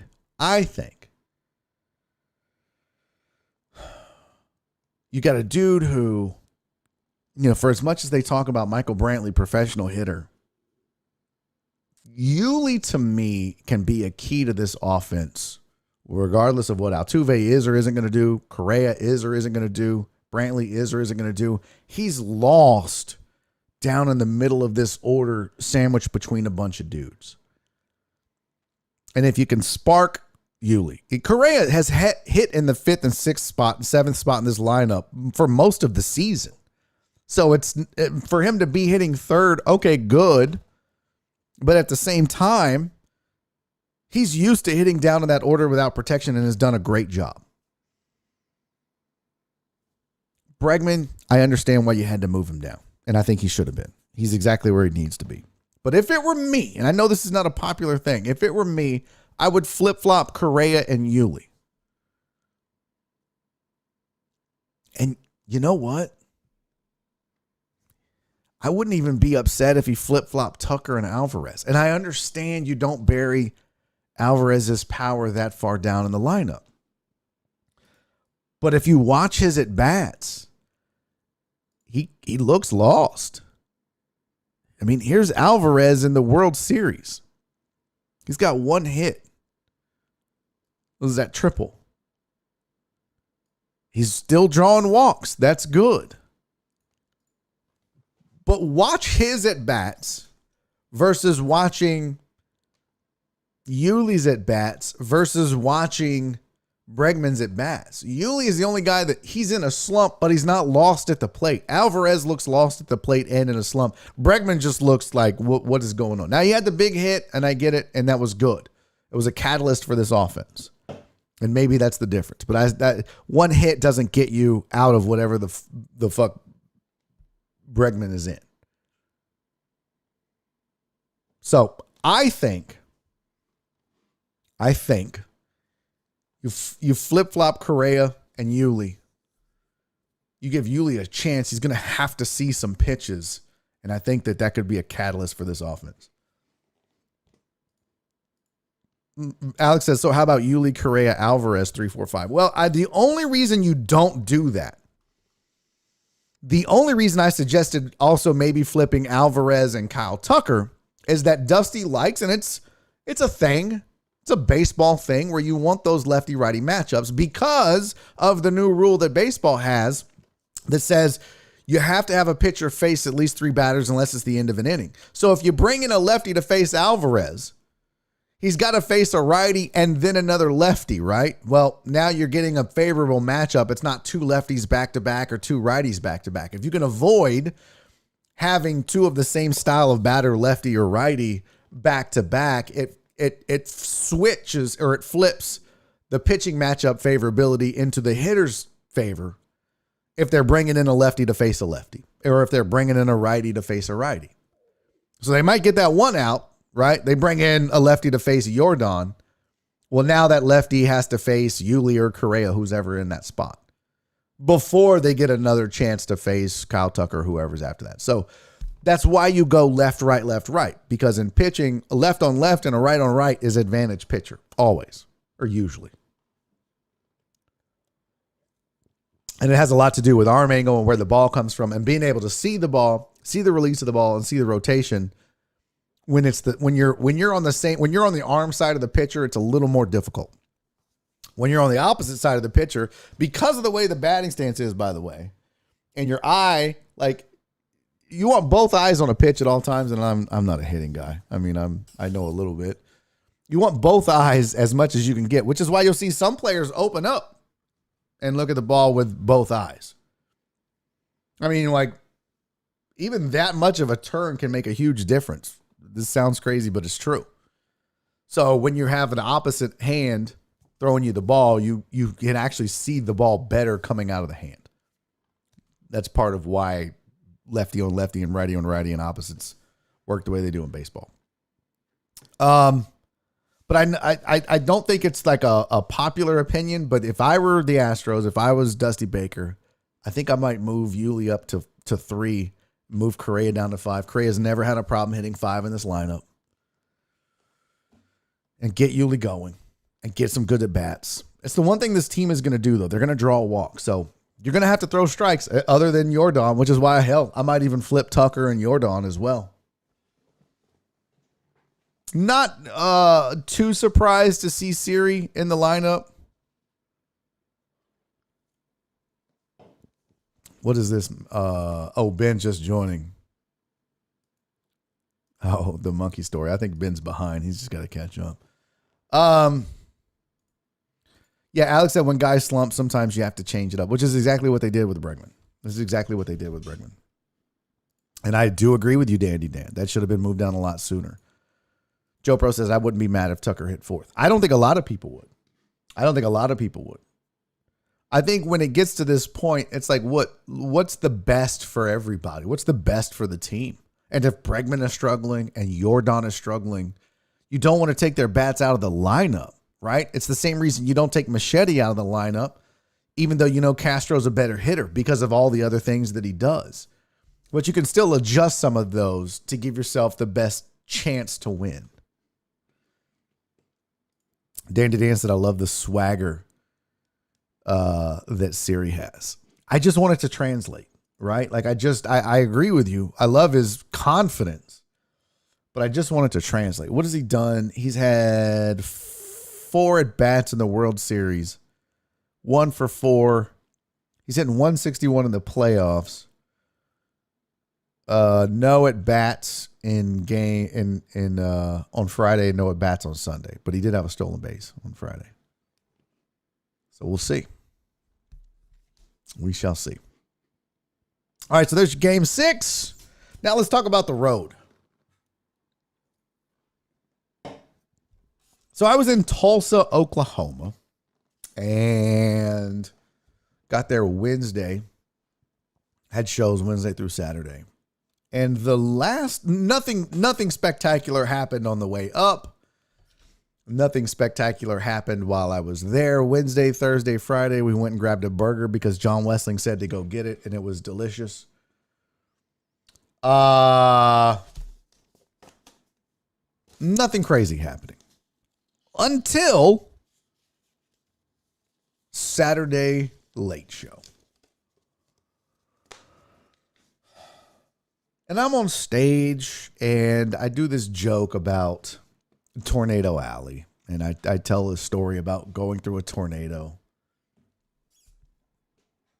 And then I followed up by saying, look, we all can't, every location in this country has their own issues to deal with as far as natural disasters go. Out on the West Coast, you got to deal with earthquakes and fires. On the East Coast, they've got blizzards. Down south, we have to deal with Joel Osteen. It's right? Like, okay. That's the joke. And then I do I'll say something about going through Hurricane Harvey or whatever. You guys know the joke. And it's a funny little thing to do in the Bible Belt. It's cute. So I say, out west, you got this. Out east, you got those. Down south is Joel Osteen. Funny joke. Let's keep going. It's a 45-minute set. It was one 10-second joke. Now, mind you, I'm in the Bible Belt. I get it. I do my Joel Osteen joke in the Bible Belt on purpose because it makes super diehard Christian people uncomfortable. And then when they hear the end, they're like, okay, that's a funny joke.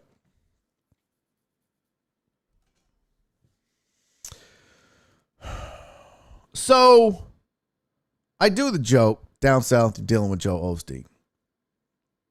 And this guy goes, "Hey!" From the back of the room. "Hey!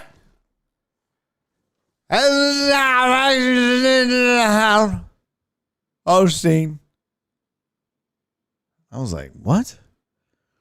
I said, "You didn't know that you're bringing in Joe Osteen. This is good people." I said, "Hold on, sir. You apparently have had way too much to drink tonight." He's like, "Oh, I speak his language." I said, "Sir, you have apparently had way too much to drink tonight. I'm not sure that I understand what the fuck you're saying. I'm going to need to translate this from Oklahoman to English. Hey, Siri, what is this fucker saying?" Crowd's laughing. Cool. It's a heckler. He's drunk. "No, I'm telling you, you better sing on fucking singing Joel Osteen's good people." I was like, "Sir, he's not good people. I live in Houston.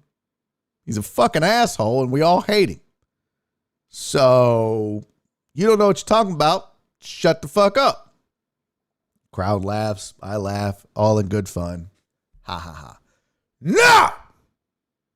Now the dude's getting mad. "You don't see the good people? I'm going to tell you a story." I was like, okay. First of all, dude, I don't know why we got here. This was all in good fun, but I'm going to need you to shut the fuck up or go outside.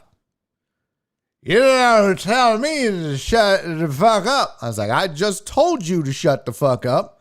I'm telling you again to shut the fuck up or get out." But you can't just interrupt the whole goddamn comedy show because you're drunk and acting like an asshole. None of these people want to hear you talk anymore. So shut the fuck up or get out so I can continue on with my job. Because now it's getting real. And I give you 3 or 4 chances, but if you keep going, there's going to be some furniture moving verbally. So then he goes, okay. I just want to tell you a joke.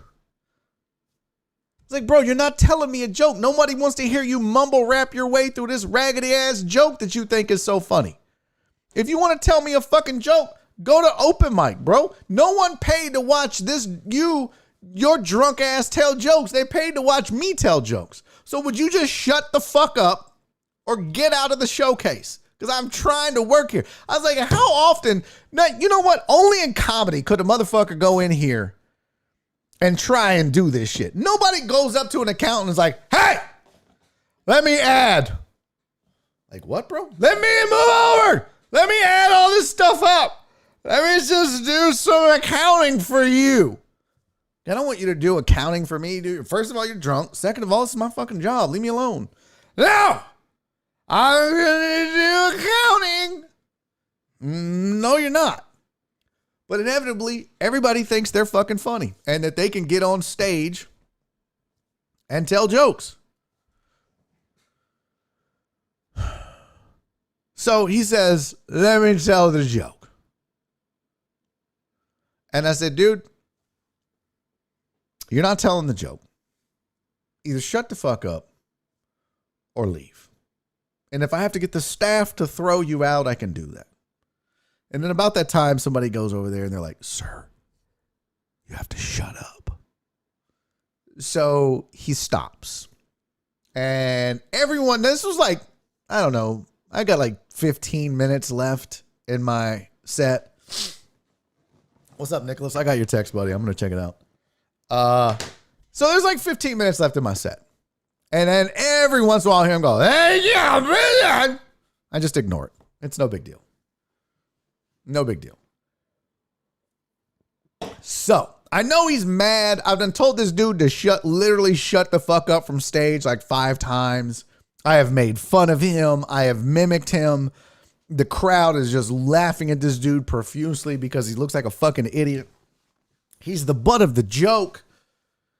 All that. But that's what you get when you speak up.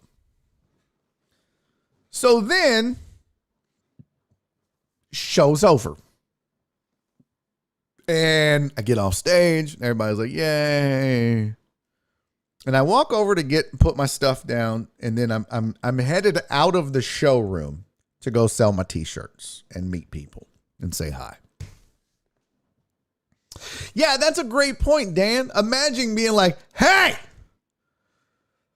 Odell, let me sing hello.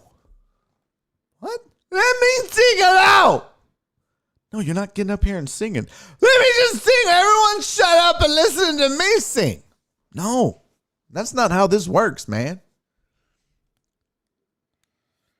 So I get ready to, I get off stage. I go over to where the comics sit and I put my shit up and I'm going outside and he's standing there waiting between me and the showroom. And as I'm like, I've dealt with this so many times. So I just go, hey, what's up, dude? He goes, hey. I was like, buddy, I got nothing to say to you, man. And that's the thing. Like, if you've ever been around me after a show and there's been hecklers there. This happened to me when I was down in Lake Jackson. You guys have seen maybe the 20-minute video of me dealing with a crowd that wouldn't stop heckling, and I'm just roasting the crowd. And the lady came up to me after that show, and she was like, hey, I just wanted to say, I was like, look, don't talk to me, lady. You knew what the fuck you were doing. You tried to make yourself the center of attention. Don't come up to me like I'm going to let you off the hook. You were a fucking asshole tonight, and you're still an asshole. Go away.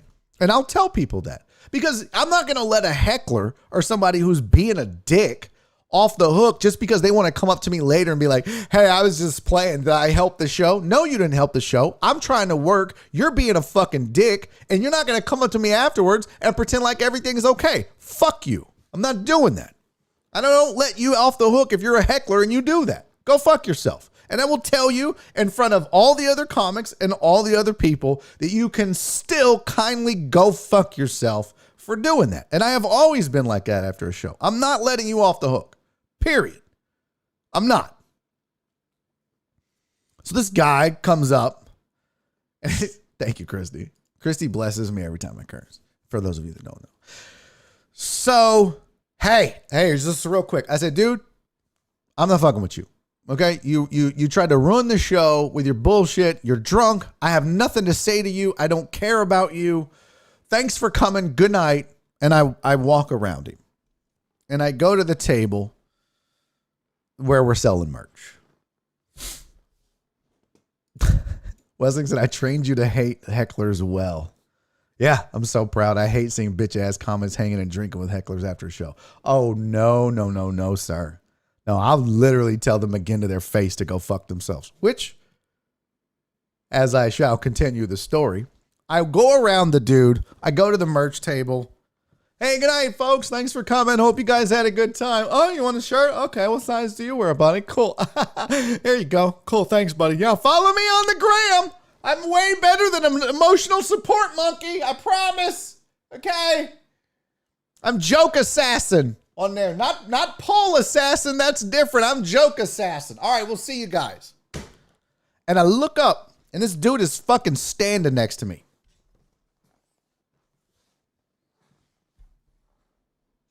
And I was like, bro, what do you want? And he goes, I wanted to tell you my joke.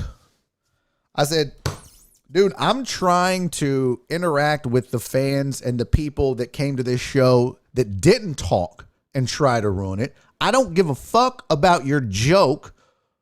Go away. I just wanted to tell you this joke and then I'll leave you alone. I said, I tell you what.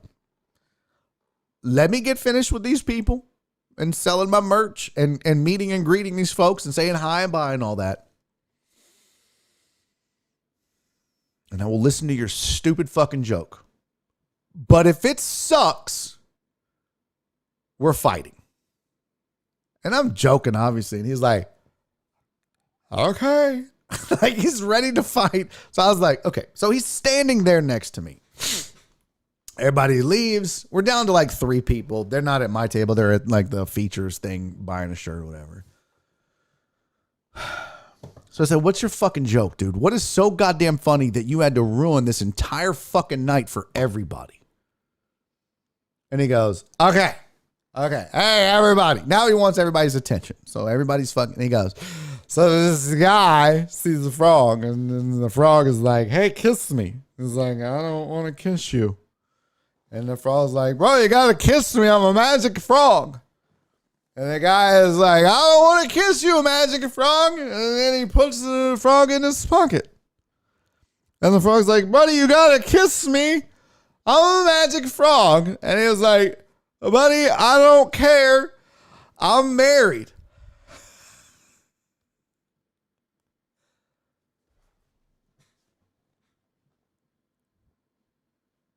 Was that the joke? He was like, that's funny. I was like, that is the stupidest fucking joke I have ever heard of. And then he goes, but this is a frog, I'm married. And I started booing him. I just go, boo! Ask the comics on the show. They start fucking, they're like, are you really booing the dude? I'm like, boo! I was like, bro, you fucking suck at comedy. That was the stupidest joke I've ever heard in my whole life. You are the fucking worst joke-telling person I have ever met. Never tell another joke. That is the dumbest thing I've ever heard. You're a horrible person. I hope you have a flat tire when you get to your car. And he's like, hey, man, that was fucking mean. I was like, fuck you, man. Fuck you. Go away. He's like, no, fuck me, man. And then his buddy's like, hey, bro, let's go. So his buddy comes over. I'm just like, you gotta be fucking kidding me. So his buddy comes over and he takes him out and they go out into the park. Tony said he sure wasn't white magic. It was not white magic. So they go out in the parking lot and I wrap up my shit. Everybody leaves. And then we're getting paid, right? Club owner or the club manager comes up and they're like, here's your check. Thank you. Appreciate. Chatty chat. See you next time. And then the waitress is like, one of the waitresses is like, oh my God, I want to buy a shirt. And so I'm like, cool. So I go into the showroom where she's at cleaning tables and I get my bag out and I'm like, what size do you want? She's like, let me call my kid. It's for her. No problem. We're going through that. And as I'm standing there, I kind of look back and old boy walks back in with his buddy. And they go and stand at the bar. They order a beer. And then they're staring at me. Drinking their beer. But not talking to each other. They're just standing there staring at me. Okay, I'm not a fucking moron. I know what's happening. They went outside, and one of them was like, I can't believe you let him talk to you like that. The other was like, you know what? Fuck that guy. Let's go in and whoop his ass. And then they came back in and bought a drink and waited on me. And I think the part that they failed to realize is that drunk people don't scare me. Like that's the worst time to be fighting is if you're drunk. If you're going to fight somebody sober. So I'm actually, it's taken a while and I walk out there on purpose and they look at me, but they don't say anything. And I just walk out and go, I thought y'all left already. What the fuck are you doing? And they still don't say anything. And I was like, whatever.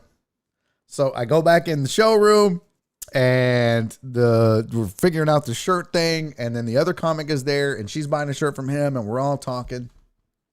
And I don't know what happened. I don't know if somebody had heard that interaction and maybe was like, oh, you know what? These guys might be waiting on Barry.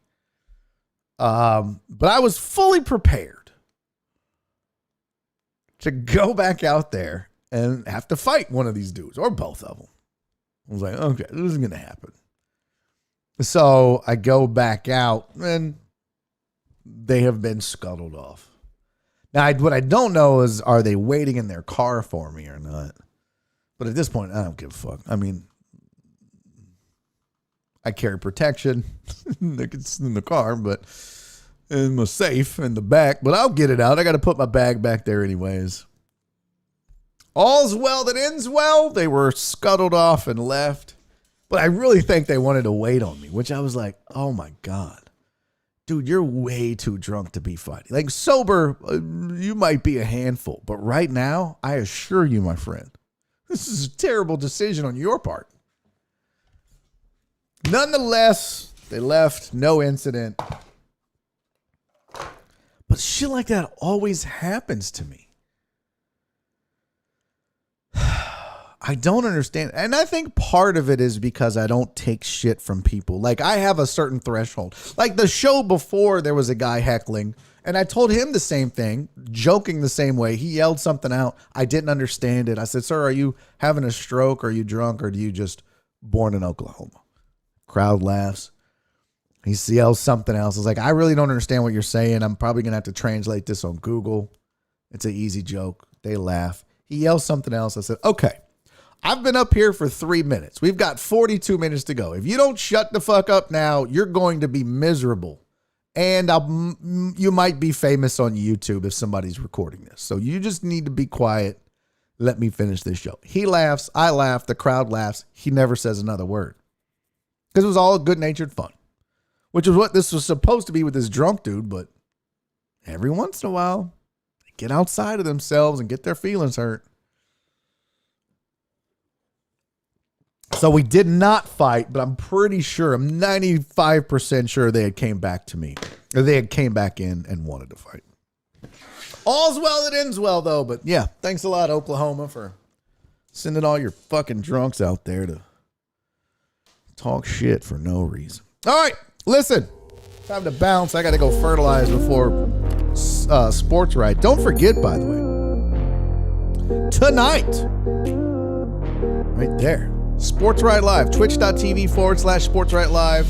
Myself, John Westling, Mike Liebeshock. We're going to be covering the Astros, sidecasting it the whole time. So if you don't want to listen to Joe Buck, John Smoltz, you want to listen and watch with your brethren, your Astros brethren, come hang out with us on twitch.tv/Sports Right Live. And if I don't see you then, I'll see you tomorrow, I hope.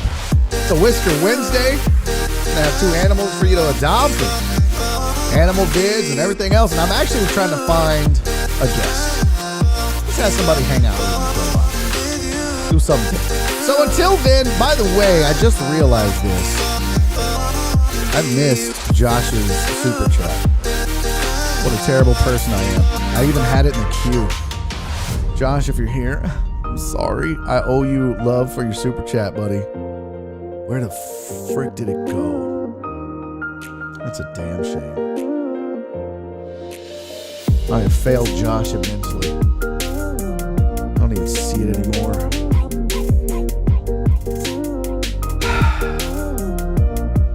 Well, Josh, I owe you big time, buddy. All right, as for the rest of you. Oh, you said go Astros? Well, absolutely. But I do appreciate you, Josh, and everybody else that's in the super chat. I will see you guys tomorrow or tonight on Sports Right. And until then, do me 3 favors. I don't know why I'm doing this. Be safe. Be kind. Most importantly, love each other. See y'all tomorrow.